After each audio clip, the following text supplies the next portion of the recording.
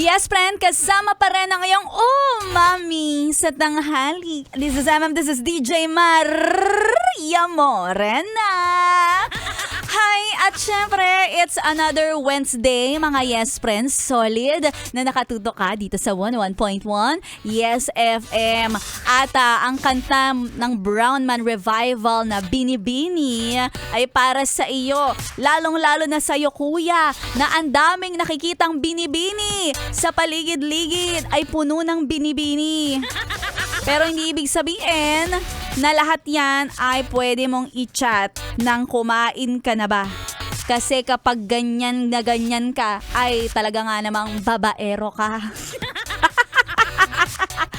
Alam mo, natutuwa din naman ako kasi may mga lalaki talaga na nakaka-appreciate ng mga kagandahan na taglay ng isang babae. Pero wag naman, kuya, na wag naman yung araw-araw, ang ganda mo talaga, ang sexy mo, ang yummy mo. Hinay-hinay naman sa mga komento kasi syempre meron pa rin tayong tinatawag na dapat na delikadesa para sa mga kababaihan. Lalo na sa akin.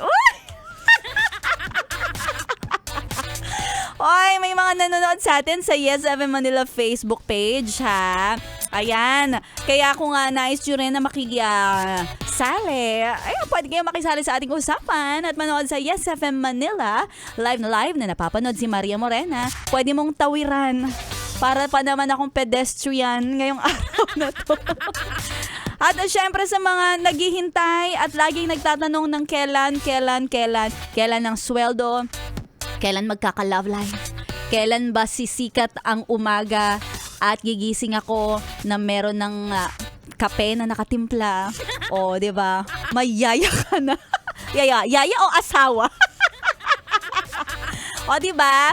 Yung mga ganon, naglo-look forward tayo. Kung nagtatanong ka, well, yes, friend, huwag kang mag-alangan. Isipin mo, darating at darating din yan sa'yo. Diba? Hindi yan ang sagot ay ewan. Huwag mo iisipin, ewan, hindi ko alam. Dapat sa lahat ng mga katanungan, may kasagutan. Diba? Kaya dapat, para maging sigurado, asikasuhin mo. Kahit pa paano may ginagawa kang pagkilos. Kung gusto mo pala magkaroon ng taga-timpla ng kape mo tuwing umaga, edi ngayon pa lang ikaw naman muna ang magtimpla ng kape para sa iba. O, diba? Do to others what others do you unto you. Ano daw? Ayan, pero kung nagtatanong ka kailan ka mababayaran ng utang, well, yun ay talagang mahirap sagutin dahil ang makakasagot niyan ay ang taong sa'yo ay nangutang. So, babalikan natin yan. Babalikan natin yan, lalo na ngayong panahon ng krisis. Talagang wag natin siyang titigilan, ha?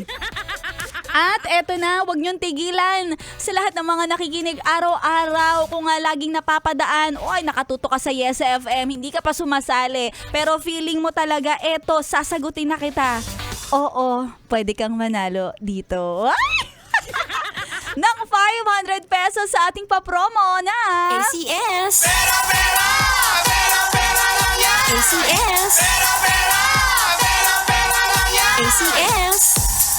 Kung tinatanong mo kailan, ngayon na ang sagot. Ngayon ka na sumali. At para sa mga sumali kanina, ngayon na natin i-anunsyo kung sino ang nanalo. Yung mga nagpicture na sila ay nagpapanik yarn. Eto na, congratulations to you. Ikaw ang nanalo. Federico Rosana. Congratulations. Si Federico Rosana na ang itsura talaga ay nagpapanik. Nakita nyo ba kanina? Kung gusto nyo makita, nasa Yes FM Manila. Kanina pinakita ko yung picture niya. Kung paano magpanik ang isang Federico Rosana. Congratulations, may 500 ka. Kaya kung nais mo rin sumali, ganun lamang. Kadali, ha? Sumunod ka lang sa mga pinapagawa at mga trip ng mga Yes FM DJs mo at ikaw ay susunod na mananalo sa programa ni Laika Barista.